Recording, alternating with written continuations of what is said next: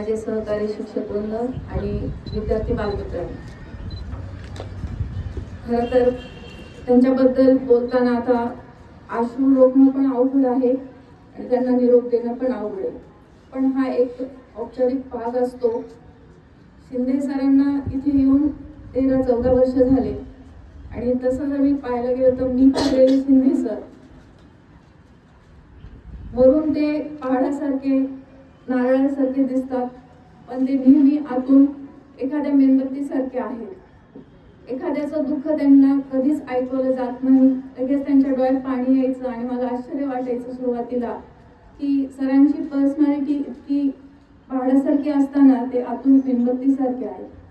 26 जानेवारीला जेव्हा ढेपे सर आणि काही शिक्षकांनी जाहीर केलं की शिंदे सर रिटायर होत आहेत, 4-5 वर्षापासून शिंदे सर आमचे माझे 2 वर्षच राहिले असे करत करत आम्ही 4-5 वर्ष काढले आणि शेवटी एक दिवस आम्ही सर्व शिक्षक म्हटलो की शासनाचा असा GR यावा की शिंदे सरांची परत नोकरी वाढावी आणि ते इथंच राहावे.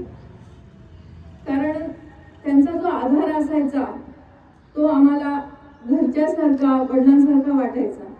साहेबांचं, आपले जे संस्थेचे संस्थापक अध्यक्ष भोलकर साहेब नेहमी म्हणायचे, अरे पहाडासारखे 2 मुख्याध्यापक आहेत शाळेमध्ये, बाहेरचा काहीच करू शकत नाही शाळेला.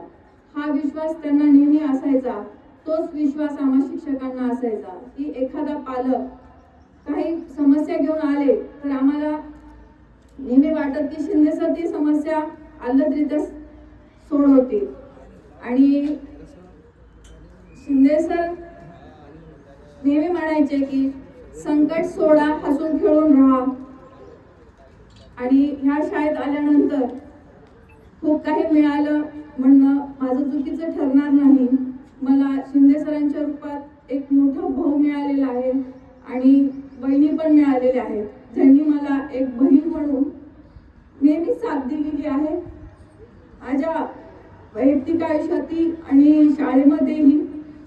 आणि ते नातं आमचं कायम राहणार आहे. जरी आज सर निवृत्त होत असले तरी घरगुती नातं आमचं संपणार नाहीये. जरी बहीण कायम भावाच्या घरी येणार आहे आणि हे नातं कायम राहणार आहे आपलं.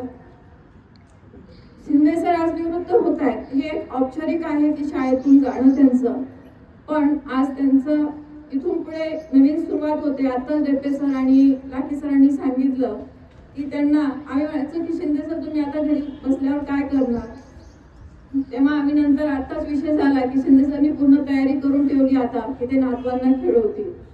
आणि खरंच तो त्यांच्या दृष्टीने खूप सुंदर क्षण आलेला आहे की त्यांना वेळ घालवण्यासाठी आता त्यांचा नातू पण आहे.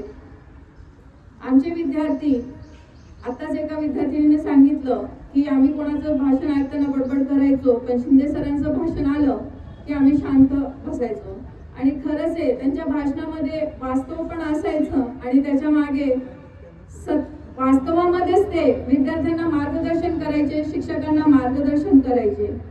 मी सरांना अनेक संकट सहन करतानाही पाहिले, त्याला सोडवतानाही पाहिले. शिंदे सर, आम्ही इथून पुढे काही आम्हाला मार्गदर्शनाची गरज वाटली तर आम्ही नक्कीच तुम्हाला फोन करत राहू. मी ह्याच्या पुढे नाही बोलू शकणार, मी इथेच थांबते.